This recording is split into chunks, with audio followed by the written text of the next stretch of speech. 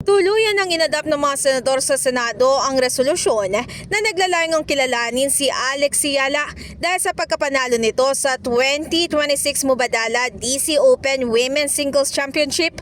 Sa naging sponsorship speech ni Senate President Win Gatchalian, sinabi niya na napakahalaga na naging pagkapanalo ni Yala dahil nagdadala raw ito ng inspirasyon sa iba pang Pilipinong atleta.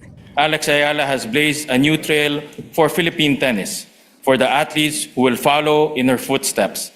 The dream of competing against the world best in tennis is no longer a distant possibility. Sa kabilang banda, maliban nga sa pagkapanalo sa naturang laro, ay kinilala rin ni Senador Robin Padilla ang naging pagtanggi raw nito na pirmahan ng isang Philippine flag. Maraming salamat din po sa magulang ni Alex.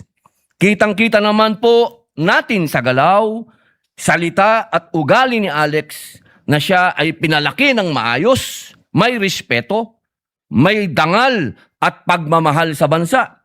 Katulad na lamang po nang siya'y pinapipirma sa ating bandila, tinanggihan niya po ito.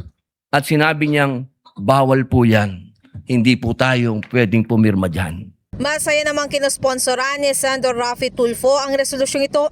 Ay niya kung tutusin ay hindi naman daw talaga siya mahilig sa paglalaro ng tennis, pero dahil kay Yala ay nag-iba ito. I find myself watching clip after clip of her games and interviews.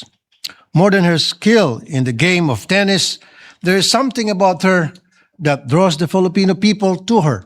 Mr. President, in a world dominated by AI and fake news, Alex Ayala gives us realness. Maaalala maliban nga sa mga naunang nabanggit na senador ay naghain din ng kani-kanilang bersyon ng resolusyon tungkol dito.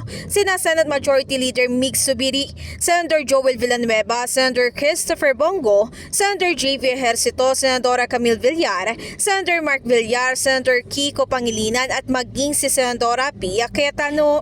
In the heart of changing lives, ako si Brigada Ann Cortas ng 105.1 Brigada News FM Manila, The Miska News Authority.